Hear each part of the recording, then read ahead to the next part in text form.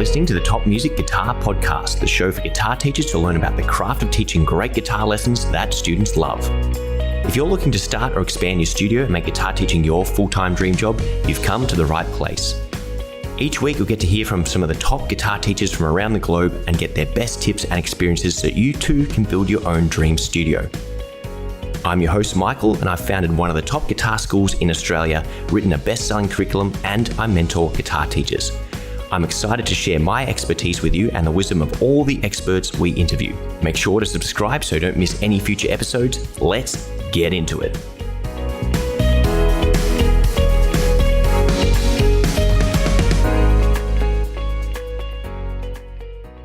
Hello and welcome to another episode of the Top Music Guitar Podcast. Today I've got a real treat, a very, very special guest, someone who lived probably about a kilometre away from me for many, many years and never caught up with him or took the time to meet him. But now that he's living in sunny Queensland, I'm still down here in Melbourne and we're pretty much the whole country of Australia away.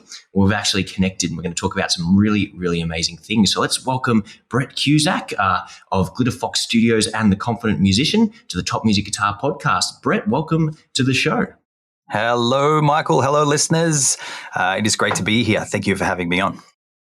It's definitely great to have you. And yeah, I've sort of watched from afar being kind of local level competitors, which in retrospect is kind of like a silly thing. I know us guitar teachers can kind of get competitive with each other and not want to share secrets or things like that. And but for someone who's like connecting with tons of great teachers through this podcast and through all different social networks and coaching formats, I just think it was totally silly to not reach out before now. So it's good to finally connect with you and meet you. Yeah, it's definitely, I 100%, Michael. I knew you were there, and I didn't really. I was kind of like, I'm staying in my own lane and doing my own thing. So yeah, it's kind of as we evolve more as business owners, we realize that the people that are doing the same thing are probably actually great allies as well. So it is great to meet and spend some time with you as well. Yeah, 100%. I was having a similar conversation recently with someone else, just saying, yeah, we always think of other people as competitors or rivals or things like that. And more often than not, we're pretty much the same people, the same personality, the same goals and dreams, doing great things for the next generation of guitar players or whichever instrument we happen to teach. And we can just get so much more out of life by collaborating and helping each other and getting further ahead, which is partly why we do what we do here at Top Music. But for the listeners who haven't met you before or might have seen a little bit of you on Facebook and social media, can you give them a brief overview of your background and your story so far? I guess as a kid, growing up, I had musical toys, and then I got into music when I was probably a teenager.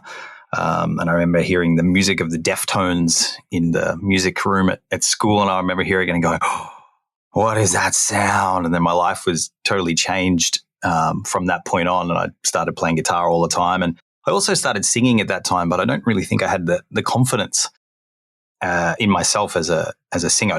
I thought there were other people out there. So I kind of, went through this whole process of learning the guitar and studying at university and playing all these bands and touring around Australia. But then there was part of me that's like, I still feel like I want to be able to sing. So I basically found a producer at that kind of point, and they helped me to start to develop my craft and start making original music. And I was like, this is awesome. And I pumped heaps of money into getting it produced and awesome film clips. And then I pushed it out all on the internet, and I sat there, I'm like, yes, now I'm going to be famous. And not long after that, I was struggling in lots of debt and realizing that wasn't as easy as I thought it was going to be. And so it wasn't not long after that, I met a mentor who basically said, Brett, you've got a music degree and a teaching diploma. How about we make help you to develop a business around your love of teaching music? And I was like, all right, cool. So I basically got really heavily involved in learning how to run a business, and I went into that whole process with rose-colored glasses on, and I'm like, yeah, this is going to be awesome and easy too. And then I had a rude awakening to help me realize that there was a whole bunch of things that I didn't know how to do, how to marketing, how to do onboarding, and I just wanted to teach all my students my own songs, and they didn't want to do that. So I was like, oh, that doesn't work. So I got to learn a lot about people in that process, and in the last few years, I've started studying human behavior, and I realized that I'd probably lacked a lot of confidence in myself to become a singer. So got back into making music again recently, and then I realized that so many other people sort of lacked these professional level skills, like how to manage their emotions and how to deal with their mental health challenges. And so I was kind of doing that as a music teacher, but I kind of realized that I needed a new platform to do that. So I was very focused on helping kids learn music, and now I'm very focused on helping adults actually get back into making music and sharing their unique talents. So on one hand, I'm, living my dream and doing the things that I love, but also helping other people develop these professional level skills. So that's kind of where I'm at the moment, is trying to find this right balance of myself as an artist and also myself as a music educator and as a life coach. So it's been a fascinating journey to this point. Yeah, and it's fantastic to see that regardless of whether it's music lessons or coaching people and their own development, it's still this nurturing role that we have as teachers. So is that something you naturally gravitated towards, or did you have to develop that as part of the coaching and mentoring that you were sort of undertaking? I think I definitely always had a part of me that wanted to help people, and I shift between like, no, I'm an original artist and I'm making music and I'm doing my thing, and then no, I'm an educator and I'm a teacher and I love helping other people, and it's like I kind of tick-tock between these two identities, and I think I'm getting much better at actually having the thing down the center of those two things. But yeah, it definitely was a learning experience to learn how to actually build a business around those things. So was that your question? I can't remember. Feel free to get me on track. No, close enough. And I think, a lot of teachers sort of come into teaching because they want to help people. They want to share their passion for music with others. And then they get a rude awakening, as you just said, with the business side of things, when they realize they don't know what they're doing, or there's things beyond their capability and capacity. So what were some of the hurdles that you sort of came across and found out that you needed help with? As a music teacher or as a business owner? Oh, a bit of both, whichever one comes up there. I'll start with the music teacher sort of thing. I think I remember one of my first teaching gigs was working for another company, and I had groups of 5 kids teaching them electric guitar. And I remember turning up there and I was like, talking to the assistant principal of the school. I'm like, what do I teach them? He's like, that's your job. And I was like, oh.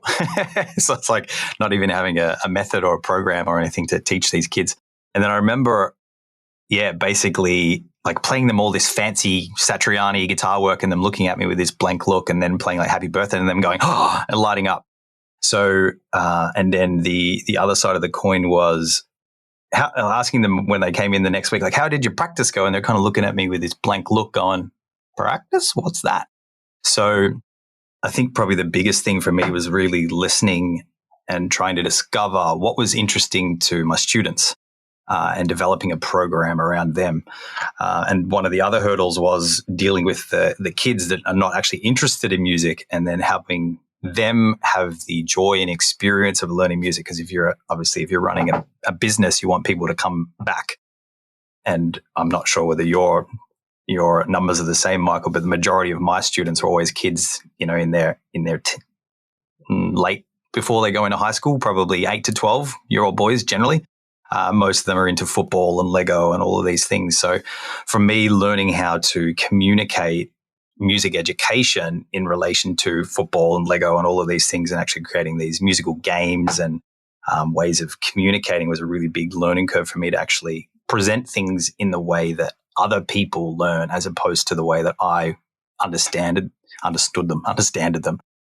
So yeah, that was a pretty big learning curve for me, to really think about what does this person, value, and then how can I help them grow and expand in those things. So yeah, that's kind of where my human behavior training came into play, because I kind of came out of my music degree and try to squish all my students into shape. You have to practice, you got to do this and you got to do that, and you got to play scales and you got to do music theory, which was an excruciating thing because I didn't really love doing those things either. So yeah, that was a pretty big learning curve in that space. Yeah, 100%. And I think there's that whole academic approach to music where these are the things we must learn and we must focus on these to be a proper player. And so many teachers fall in the trap of going, this is the way I learned, therefore this is the way you should learn. It's just completely out of touch with, most of the motivations of what our students, particularly young students, want to do. So would you say, did you have to use like particular analogies for the football players and Lego players, or was it sort of, you obviously presented it as, their main motivations are these sports or very hands-on things. How did you translate that into guitar? Can you provide some examples of that? Yeah, well, the first thing that I did was I had a thing that I called a student interest questionnaire, which is basically these 7 questions that I would ask all the students to find out what was actually most important to them. So I had this list at the front of their folder. So every time they'd come in, I'd be asking them about football and cricket and logo and reading and all of these Lego. So I would develop this really strong connection with them because they knew that I valued what they valued. So some examples of making connections to music might be kids like practice this one little example 2 or 3 times. And I'm like, so who's your favorite football player? And I know what their favorite footy team is and blah, blah, blah. And they're like, this person. I go, out of interest, how many times do you think they've practiced tackling or kicking goals or whatever? And they're probably like thousands. I go, so can you see connection where the amount of times you do something, the better you're going to get at it? And so they go, okay, cool. So how many times do you think you're going to need to practice this example on the guitar in order to get really good at it? And so they start to realize that to get really good at anything, that they're going to need to do this thing multiple times. And maybe also I'd put in there, I'm like, how many times have you put together your favorite piece of Lego? Or how many hours have you spent, reading, or how many hours have you spent doing those things? And they make these, and we start to bridge these connections where the amount of effort that we put in is correlated to the thing that they're doing. So they actually see these logical ways that make sense to them, as opposed to me trying to say blah, blah, blah, which I try to do at the start. I'm like, no, you need to do it all like over and over again. And they're kind of like, but why? Yeah. So that's one example. Excellent. And obviously a lot of kids can relate to that sports experience of just kicking the ball through the goals over and over, or running laps over and over. Or I always like to use like the weightlifting analogies, especially with like the teens when they start getting to that. Like you just do 3 bicep curls, nothing's going to happen. You do 10 in a row over and over, a couple of days, weeks, months consistently, then you get the big guns out. So that's when you start seeing, the cogs start turning and they start getting it. But yeah, absolutely fantastic in terms of means of giving the students contrast and context for what they need to work towards. This just randomly popped into my head about 30 seconds ago, but I think the first time I actually met you was at a shopping center. And I think I could hear someone playing guitar, and I just come from the gym at Airport West or something. And I could just hear, I think it was the Harry Potter theme or something like that, just playing over and over. And I sort of, as I was getting closer to the hallways, and then, I saw you had a little stand. So how did you find, and this is a completely unrelated question, but getting into lead generation, how did you sort of go about generating leads for your school and finding students to work with you? Yeah. Probably the most effective of those things. I did enjoy doing those pop-up stalls in shopping centers at first. The first one I did, because it was new and no one had ever seen somebody doing it. I think I got like 70 inquiries or something, and I had maybe 10 students at that point. It just went, and I couldn't service them all. And I was like, nah. So that was a cool problem to have. And the other one, funnily enough, was like flyer drops, and just putting DL flyers in letterboxes. Like that was that. Like, looking at like getting a student maybe worth $1,400 if they stay for a year. If I got one out of it every 10,000, which I think took me maybe, I can't remember how many. I knew the numbers were okay. It was a tedious thing, dropping so many things off and getting in very few inquiries. So, they were probably the most productive things. But then I sort of started getting into more of like Facebook ads, and you get those sort of word of mouth referrals and things like that too. So, yeah, at the beginning, that was a big outlay for that pop up. I think I spent $2,000 every time I wanted to do that, and you had to stand there for a whole week, pretty much. But the few times I weren't very successful, and I was like, "Ooh, that's excruciating." But yeah, in the beginning, to get my name out there, that was they were some of the pretty good. They were the good ones, yeah. Yeah, and that's something I've seen martial arts schools do quite a lot. And not normally it's people like handing you fake money or car sale tickets, but to hear the Harry Potter theme playing through the corridors of the shopping centre and luring people in, I think that was definitely stood out as unique. Yeah, I had great mentors, and that's what they suggested, and I was like, $2,000 to do that, and then I had to get all the pop-ups, but yeah, I had all this money saved, and I was like, oh, okay, cool. Well, this is going to be an investment in my future. So yeah, when I talk to some of my potential business clients and things like that, then I say these are the action steps that I took in order to get where I got to. Yeah, it's like, I made some big moves in order to move the needle on things. So yeah, it was definitely a risk, but I think it was definitely an educated risk, because I had 2 mentors at that time who were they were both doing that. So yeah. Yeah, and in terms of like just touching on what you mentioned there, in terms of you invested $2,000, but you got a bunch of students. A lot of teachers are so frightened of advertising just in case it doesn't work. Or again, $2,000 sounds like a really big amount to invest, especially when there's a lot of uncertainty around it. But not realizing that if they know the lifetime value of their students, and they know that if they only need to get say for example 2 students from that investment in order to make their money back, and then everyone else after that's cream on top, it's actually quite easy to set up advertising and keep on pouring money into it. As long as it's paying a return, you can't spend enough money. Yeah, that's exactly right. But yeah, that was definitely something that if I hadn't done that before, that was definitely something pretty scary. So understanding now, having a different philosophy on spending money on those kind of things, that marketing is an investment in growing my business in order to have more potential clients and to be able to service them. So I see that now, but on the other side, I was like, $2,000. Wow. As I mentioned before, I was like, that was a lot of money. And then I had to have like all the extra stuff, all the pop-ups and the DL flyers and, starting to create the systems of how to get people in and how to track who I'd spoken to and all of those kind of things. That was a definitely a big learning curve to have all these numbers and then trying to facilitate them all into a timetable. And then, so, it's I guess at the end of the day, for me, and now that I see it, it's like it's me against me. So I was like, I don't want to do it. I don't want to do the hard thing to learn. But now I've done it. I'm like, okay, cool. Now I've got all of these skills that I can either repeat or that I've learned something from. Like, okay, maybe I can do something different this time. So would I do, if I was going to build a music studio up here, I might do that because it's probably something that people haven't seen before. So yeah, but it's something that I would look into definitely. Yeah, fantastic. And I definitely want to touch base and come back to that point there about the fact that you've just relocated literally from the bottom of Australia to Gold Coast. I always think of being the top, but it's only about 2/3 of the way up or just over halfway up. But you're at Gold Coast now, is that correct? That's correct, yeah.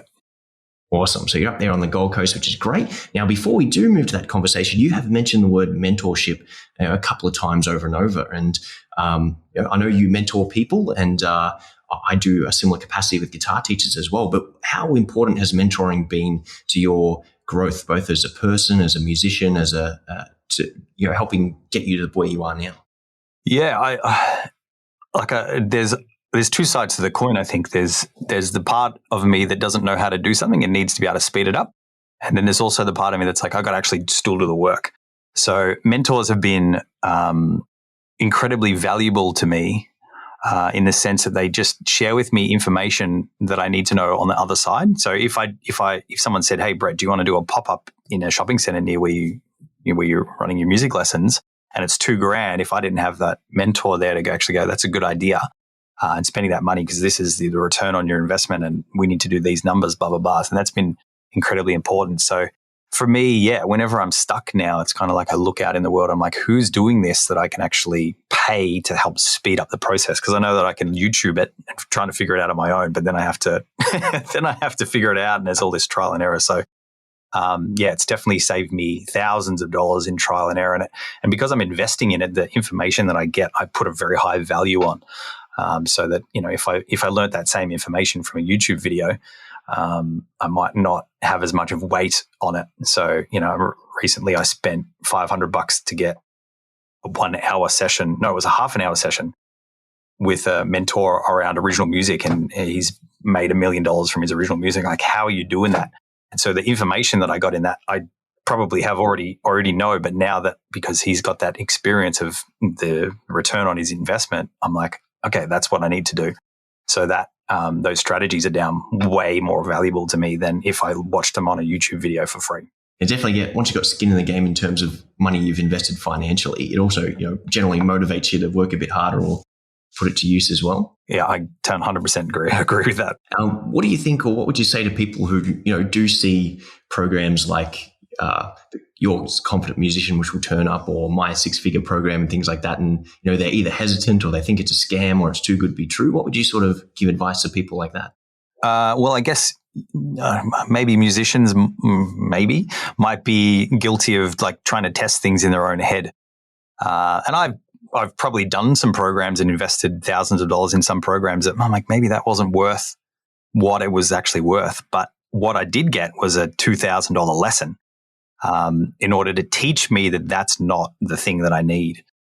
So whether I spent $2,000 and got heaps of value out of it, or I spent $2,000 and didn't get any value out, I got an incredibly valuable lesson in order to move forward with my career. So it sort of depends what kind of person you are. Like, I've definitely been on the side of things where I'm just like, I don't know whether that's really what I want to do. But I think at the end of the day, you need to step out and figure it out for yourself. And what I say to a lot of my clients at the moment is two things. I can do this when I'm trying to encourage them to invest in themselves, and let's find out. Because if we are always playing the game in our head, or just like, no, it's not the right time, or whatever, we never really move forward in life, or we move forward in life so much slower than what we could if we, put skin in the game.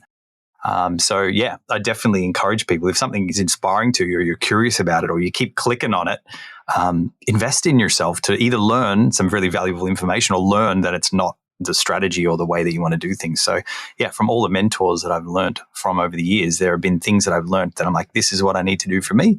And this is something that I've tested, and now I know that it doesn't work for me. So it's always a win, depending on how you look at the situation. So I've always grown in some way from everything that I've invested in. And the biggest investment you can ever make is in yourself. There's obviously, you can invest too much and not get the value out of things, or go into things with a bad attitude. But especially with the way, inflation is right now, banks giving you zero interest,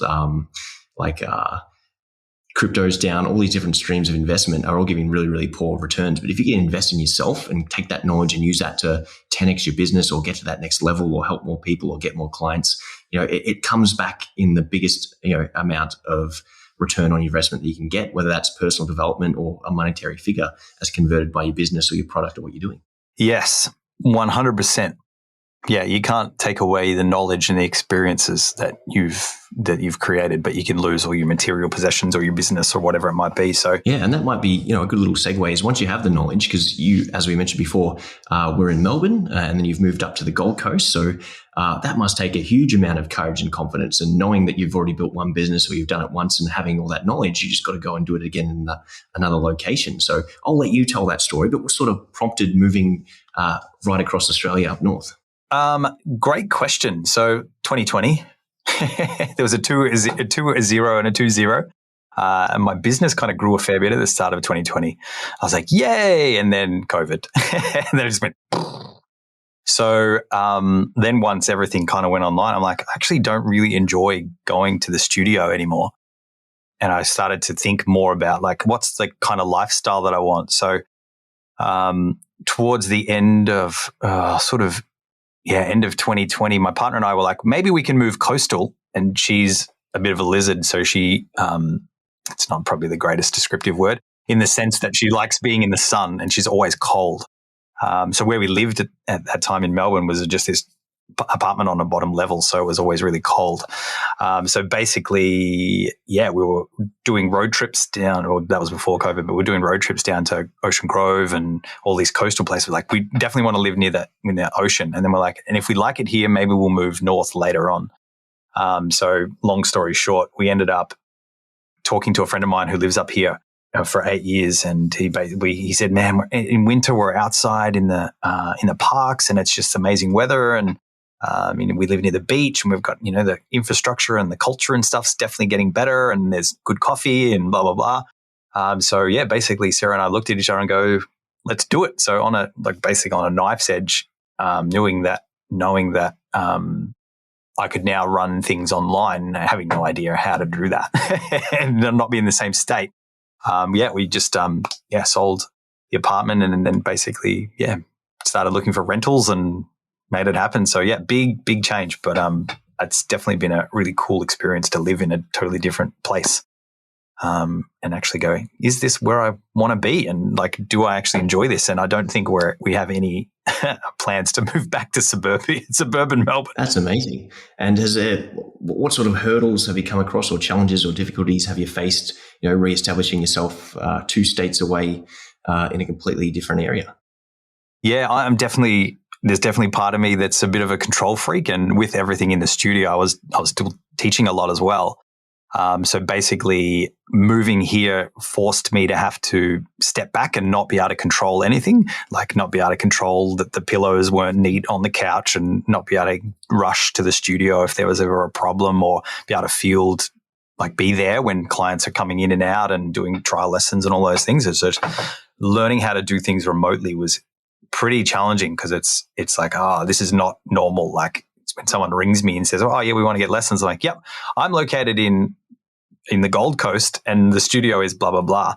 So I guess it was cool because it taught me how to trust in the team, and that I've made the right decisions. And when there were problems, having to step into that manager role and basically facilitate all those problems and figure out how to manage the team and things from afar. So I think it was good in a sense that I couldn't control things on the ground. So I had to ask people for help and get the team to step up and do extra things and get things cleaned that I would normally do. So yeah, I think it was really valuable in the sense that it helped me to systemize or think more about the systems of the business, as opposed to just being that I've got to do everything kind of guy. So I think that was incredibly challenging, but definitely better for character building and learning how to run a business that you're not in so much anymore. Awesome. And is the studio, we had a bit of a conversation before, you're still running a school program. Are you still running your studio remotely? So I decided that the studio wasn't something that I want to continue anymore. So I actually passed that on. I sold it to one of the teachers. So the studio side of things, because it just wasn't a business model that I wanted to continue and grow anymore. Most of what I did was one-to-one lessons. So now understanding more about that business model, running group sessions, I found that was definitely more inspiring. And then for me as a professional, I wanted to help more people. And mostly my target audience now is like dads that haven't been in music for a long time, and getting them back into songwriting and helping them with all the other things that go around getting their confidence back up to actually make music. So, that was definitely one of the hardest decisions I've ever made. This is this thing that I dedicated, 10 years of my life to building. And that was always kind of the goal. This is where we're going. And then to actually transition that. I think it probably took me 12 months to actually go, okay, this is not what I want to do. And then actually to figure out how to move it on and make sure all of the players were supported in that too. So yeah, some really valuable experiences in there about just go, is this actually what I want to do anymore? Like 10 years ago, I was in my late 20s and just definitely a very different person, and business models change and financial targets change. So yeah, that was excruciating to be able to let go of it and then still have it and then trying to figure out how that moves forward. So it's definitely an experience. Yeah, and obviously during COVID, tons of teachers had a similar approach where they relocated, they moved online and never went back, or they passed on or had second thoughts about what they want to actually do. Was there any sort of criteria you had or assistance or thought processes you went through to come to the conclusion that you were ready to move on and try something else? I think I was teaching some beginner lessons and I was checking my phone. I was like, this is not okay. So in person, that lesson would have been probably a lot easier. I think I was teaching a really young beginner how to tune, and to my surprise, they were actually doing pretty well. But I was like, okay, this is not inspiring to me anymore. I'm not engaged in this situation.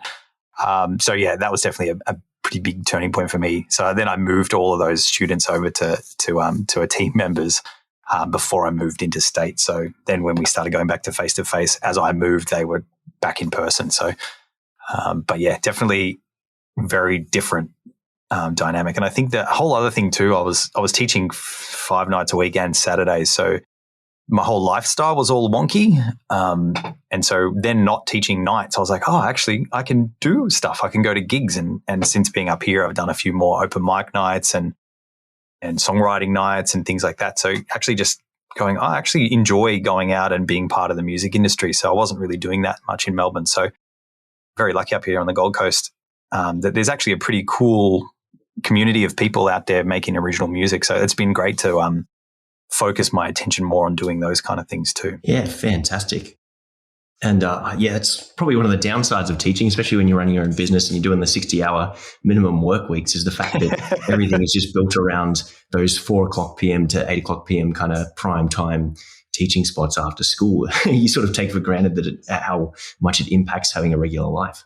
Yeah, and so that was once we moved, because I also liked, because I had a studio, I was always leaving home to go to the studio.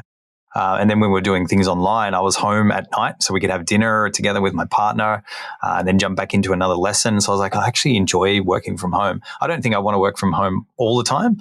But yeah, I was like, lifestyle wise, traveling, half an hour to an hour, and I was on public transport going back and forth to things. So it's like, I can write songs on my laptop and send emails while I'm on the tram. But it's like, oh man, that's like an hour, 2 hours every day of time that I can't do something else that I'd rather do. So yeah, lifestyle wise, I was just like, I actually prefer having a space to work from home. So that might change in the future. But yeah, that was a really interesting thing for me to go, well, okay, that's not really what I want to do anymore. So yeah, it's been cool to just go, what do I actually want to do? And stop letting my business dictate to me how my lifestyle is. So, yeah. Fantastic. So you've relocated, you've sold the business, which is a fantastic achievement in and of itself, but you've also launched a new project, and I believe it's called The Confident Musician. So why don't you tell us a little bit more about what you're doing with that? That's correct. Yeah. So similar thing where we're doing music education, but we're more focused. Our target demographic is dads wanting to get back into music. So basically, I started to realize that, I'm in my late 30s and I love making music. And so work and all of these other commitments kind of took me away from my creativity. So I started realizing in my mindset coaching stuff that I was doing, we needed to help these people navigate back into doing something creative. So the Confident Musician is basically a space to come and get either upskill your music skills, like your singing and your guitar playing, come along to our songwriting and networking events, where you can just meet other people that are similar to you, that are, wanting to get back into music and be creative as well. And then also I'm doing mindset coaching and business development and things like that as well to help people either build businesses around their talents, and just to have somebody to hold their hand while they make transitions in their life to be able to do more of the things that they love to do and take back a bit of command of their own life and feel a bit more confident. Yeah, and I've definitely seen there's a big focus on building confidence, on building the mindset. So what's some of the stuff you work on with people on actually working on their mindset and building their confidence and ability to move forward ahead with their careers? Yeah, well, I guess at the end of the day, like the mind controls everything that we do. And you can only ever control three things: your perceptions, your decisions, and your actions. And so for most people, they make a new decision. I'm going to get guitar lessons again. And then they start taking that action step, but they never really change their perception of what that actually means and the dynamics of how that's going to shift and change in their world. So the analogy I always give is that you've made your new decision and you started taking your new actions, and then 2 or 3 weeks later, you're back on the couch with a pizza and a beer going, I made the decision. Why am I not changing? Through starting to understand my own internal world and start to understand what some of the patterns and the limiting beliefs and the stories and all of the internal dialogue that's happening, and actually starting to understand what that is and actually bring it to the surface and start to process it. The problems behind the problems, as I like to explain, just started to help me change. And so if I didn't understand this information, I probably wouldn't have built a business. I probably wouldn't be able to take those big steps in the direction of my dreams. I probably wouldn't have got back into music. So because I know how to understand all of this internal world and change it in the direction of what it is I want to be able to do, I realized that so many other people were having these same challenges, that they want to get back into music, but they have no vehicle, and they've still got these stories or limiting beliefs thinking that they're not worthy of being able to do the thing that they want to be able to do. So that's what I help people to do, is start to understand that there are some things happening underneath the surface that they don't want to look at, to be able to deal with that stuff so they can actually get back into making some original music or whatever it is that they want to be able to do. Fantastic. So for our teachers listening here, do you have any practical advice on how they can work on reshaping and redefining the perception of their students in terms of their ability to learn guitar or succeed on the instrument, or even go forward and achieve, some more substantial things than just taking lessons and gig and write songs and all those things? Yeah. So for music teachers, to help their students, well, I think at the end of the day, it's like you've got to be leading by example. And I think, for me, I think many, many years ago, when I started writing songs and bringing my songs into my students' lessons, I noticed that all the kids started making songs. And the same goes when I started decorating my guitars as pieces of artwork. Then all my students started bringing in all this stuff. So I think for the teachers out there, starting to understand your internal world, because your students are always going to be in some way, shape or form a reflection of who you are. And I think as I've learned to move through my fears and my challenges, is like my students watch me by example, and they see me tackling all these challenges in my world in order to then go, oh, wow. And that's not to say that you need to be the most amazing guitar player in order to be the most amazing teacher. I think there are two different skill sets, but I do think that as you grow as a human being and tackle your challenge, whatever they might be, as in building a music teaching business or as a guitar player or both, that your students start to see your growth. And I think if you're trying to, at the end of the day, trying to solve a problem in your student that you haven't solved within yourself, it's going to be incredibly difficult because you're still going to be resonating at that same level. So I think the most important thing for any human being is to do their own work on themselves and to grow as a person, so that you then have a bit more self-belief and self-confidence to be able to tackle your demons and your challenges and to do more of the things that you want to do, so that then the people who then resonate with and want to be able to do that, they can do that as well. Wow. Some really, really amazing stuff. And to pull out what you said, find the problem behind the problem and work on it in yourself. I know that's a lot to take in, but listeners, write those ones down, hit the rewind button, listen to that 3 times and take it all in, because there's some really profound stuff there. In terms of guitar students who are listening or guitar players who are doubting their ability to become great players or to go out and do gigs and things like that, what advice would you give those? Yeah, I was thinking about this question a little bit earlier. I guess for me, I don't love practicing, but I love performing. So for me, I think I was always the crazy guy doing crazy stuff, like saying, all right, cool, I'm going to do 12 songs in 12 weeks, which is another story that we can talk about. But I basically committed to doing 12 songs in 12 weeks. And because I said I was going to write 12 songs in 12 weeks, I played guitar every day writing these 12 songs in 12 weeks. I took a gig many moons ago that was supposed to be 3 hours doing covers. And then they said, can you do all Australian covers? And I was like, yep. And then they said, can you do 4 hours? And I'm like, yep. So I had 6 or 7 weeks to prepare the guitar and the vocals for 4 hours worth of material. So because I put myself in that situation, I couldn't get out of it. And this part of me is like, can I just not do it? So I think it's putting yourself in the arena to be able to tackle those challenges. And I guess as I evolved, I started to realize, okay, I'm just doing this because it's like the strategy that I've been using in order to get this thing. So what's a more effective way? And then learning how to like, okay, cool, I'm going to pick this one because this is actually what I really want to do. So as wisdom comes with doing those type of things, I actually choose to pick my battles more often than not now.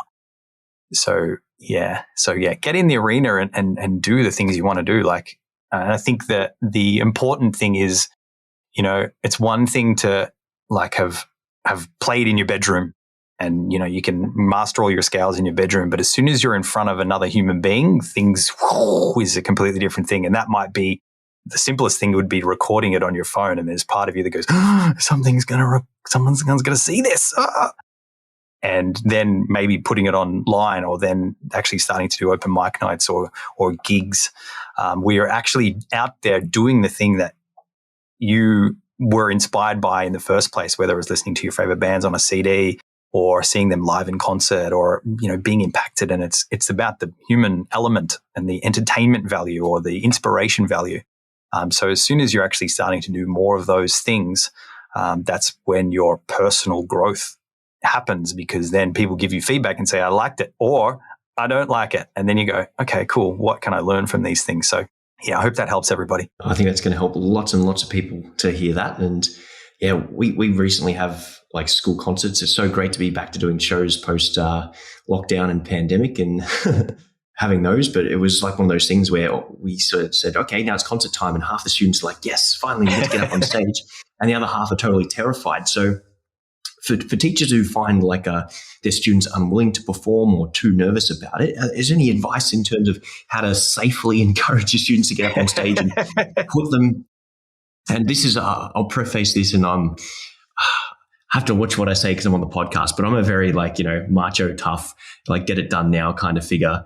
And it's just come on, harden up. So for people who, and you get to that from constantly exposing yourself to challenging and difficult things, so that the things which are totally terrifying to other people, you don't second thought about. And I think we have an epidemic of people who are, sheltered and uncertain about themselves. And I think partly because of social media, partly because of being locked up for 2 years, partly because of, the world is just changing in so many different ways. So many people are unwilling to put themselves out there in risky situations or, I don't even know if risky is the right word, but, somewhere where they do have to get up on stage and perform in front of people. That absolutely terrifies people. So in terms of helping our students navigate through that, particularly on the back of this pandemic where so many people are just completely nervous and scared about so many different things, what can we do there to help our students? That's a very big question.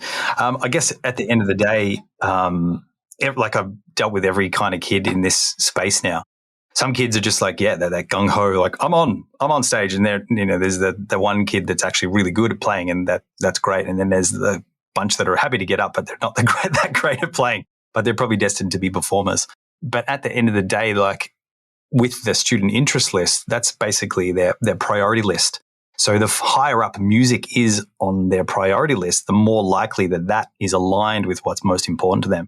So whenever I'm communicating to a kid about what their experience is of leading up to a concert, I'm trying to help them see that whatever it is that they're fearing is actually going to help them in relation to what's most important to them. So if their favorite thing is,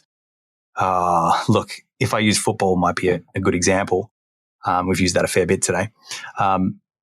So it might be getting up on stage and performing is kind of like playing at the grand final, and learning how to play, but also learning how to play in front of a large group of people are two different things. So I'm just helping them see that the experience of anxiety or fear that they might be experiencing is actually there to actually help them, and actually to help them learn and grow and be able to handle more challenges like that or similar to that in their future. But at the end of the day too, for kids when they're experiencing fear, I also let them know that their parents are probably more worried about them performing than they are, and they're probably experiencing some of the fear that the parent is experiencing. So I just let them know that this is part of the process, and you just I let them know that they're just out of their comfort zone, and this is an opportunity to learn and grow, and it doesn't matter what happens. It's just the experience. And then I give them the option. I'm like, is this something you want to do? And if they say no, I'm like, okay, great. Because then they learn how to say no for themselves, and I don't need to force them into doing it. And for those other kids that are sort of on the fence, I'm like, well, and they can go, yeah, okay. And then, you have kids who are get there and they're like, no.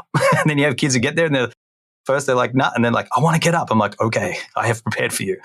But yeah, at the end of the day, people are going to move forward in relation to things that are most important to them. So if you can help someone see that doing the music performance is going to help them with their favorite things, not yours or their parents, that's what's going to help them, see that as more on the way instead of in the way.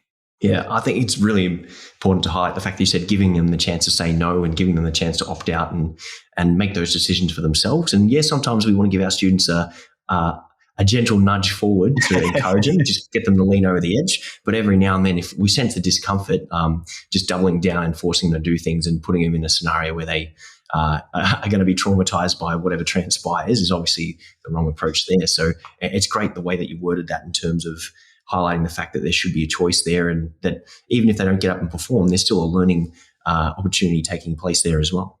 100%, yeah. It's me pushing a kid out of their comfort zone is sometimes going to make them learn how to say no in the future. And sometimes it's going to give them the opportunity to actually that was kind of cool. I liked it. And maybe they're not going to be musicians, but they might be comedians. They might be some other sort of performer or public speaker or something like that. So, there's always an opportunity to learn. And I've definitely had tears. I've definitely had kids that have come back on, I'm never doing that again. I go, okay, great. And I guess it's holding space for them to go through those emotions. And, when kids first started crying in my space, I was like, oh no, this is really bad. And I'm like, okay, but now I understand how important it is for them to actually then have the discussion about what happened. And I kind of feel like that's what I didn't necessarily get as a kid. I was told to be quiet, or, I did something naughty and I was told off, but I was never actually given the opportunity to then have a discussion about what actually occurred for me and what my experience was, to then see different perspectives and see different ways of seeing the world. And, these challenging situations for students are always an opportunity for us all to learn, because the kids or the students and clients are always there to teach you about part of you, and you're also there to teach them some things. So it's always, as long as we're taking the time to step back and go, I'm not trying to be right here. And I have learning and experiences to grow, and I still have them now. And taking it as an opportunity to learn and grow and actually really care about another human being. It doesn't matter how old they are, but then trying to figure out what their interests were and how their experience transpired for them, and seeking to understand their position. And then that just makes you a better human being for all the students that follow. 100%. Where do we even follow that up with? That is absolutely amazing. So, yeah, I think we probably just better off going in a different direction, because I think in terms of just reflecting upon that, there's nowhere deeper to go. I think you've gone straight to the heart of the matter in being there for your students and helping them develop. And teary moment myself. Yeah. It's like, that wasn't my experience of growing up. And there were people offering me those things, but maybe it wasn't in the way I wanted. But that definitely led me to be the person that I am with the skills that I do have. So very grateful for those people that provided that experience for me as a kid to be this person that I am now. So, yeah, I just want to say thanks to my parents and all my teachers that didn't maybe have the level of understanding that I now am able to express to some of my students. And I still make mistakes along the journey. still kids and clients upset that I did something. They're like, but it's just another opportunity to learn. And that's such a great outlook, to have that opportunity to learn kind of mentality. And the fact, if we do go back, full circle to what we said a bit earlier in the podcast, just how important our role is as a music teacher, or even a sports coach, or whatever it is where we're playing that early educator role or helping people learn, is we're not just music teachers. We're, coaches, we're therapists, we're friends, we're mentors, we're people guiding them, and we're helping them out in so many different ways. And that's such an important contribution that we, have as music teachers to our students and the community in general. 100%. Yeah. That's why I think as I came out of my music teaching diploma, and I'm like, I'm a qualified teacher, and I started trying to squish my students into shape. I'm like, there's some gaps in my skill set, and I loved my teaching education because I learned more about how I learn. I was like, this is great. I can steer my mentors in the direction of the things that I need. Like, I'm kinesthetic. I need to move. I need to learn things. But then I realized that there are some gaps in that methodology. So I was like, I need to learn more. I want to get deeper. I want to get to the heart of what makes a human being move or not move, and why are some successful and why are people not, and why are some people successful but still have horrible mental health issues or still have horrible relationship dynamics. So yeah, I've definitely loved digging into all of those things to start uncovering all these problems behind the problems. So very, very grateful to be able to make a real difference, and become the person that I want, that I sort of needed as a beginning music student, but also as a beginning human, trying to feel my way through the world. Yeah, and for those listeners who are interested in the human behavior and the psychology behind the teaching and what motivates people, what are some things we can go further and explore in that regard, or what could we try with our own students? Yeah, I think definitely trying to figure out what's most important to them. And I think we definitely, parents, myself included, we project onto others what we think should be important to them. But at the end of the day, everybody has a unique fingerprint. They have a unique retina scan, and they have a unique set of priorities or values.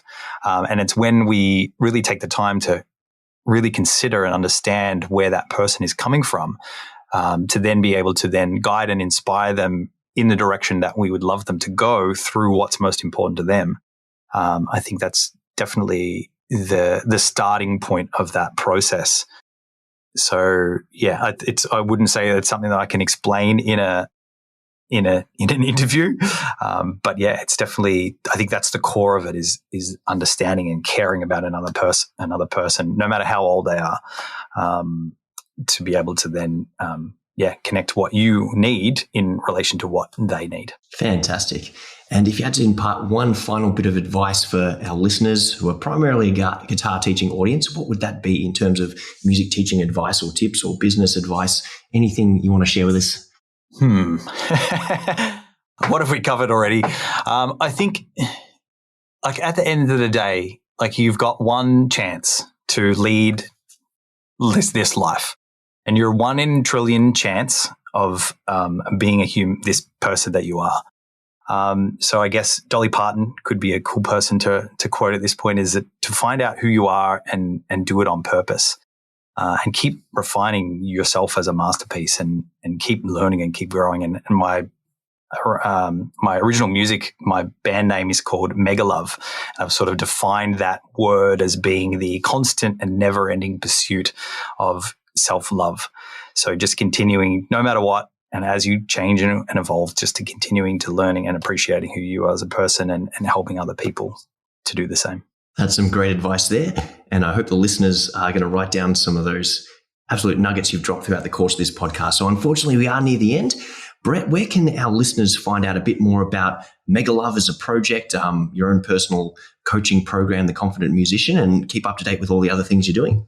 Yeah, best place to go is my website, which is brettcusack.com, BRETTCUSACK. And there's links to all my social medias for The Confident Musician, for my original music, Mega Love, and my music school, which is called Glitter Fox Studios. So on behalf of the guys at Top Music, Brett, I want to thank you so much for coming on to the podcast today. It's been an absolute pleasure having a chat. Good to finally catch up after all these years, and looking forward to hearing about all the wonderful things you continue to do in helping your students and coaching clients become more confident musicians. And hopefully some of our listeners can become more confident guitar players, more confident guitar teachers, having heard this interview today. Brett, thank you so much for coming on. Thank you, Michael, and enjoy, everybody. Thank you so much.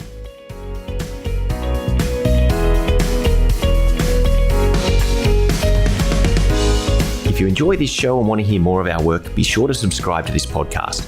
For links and resources mentioned in this episode, including a free ebook on how to find more guitar students, visit us at www.topmusic.co/guitar or check out the show notes. And lastly, thanks again for listening, and we'll see you in the next episode.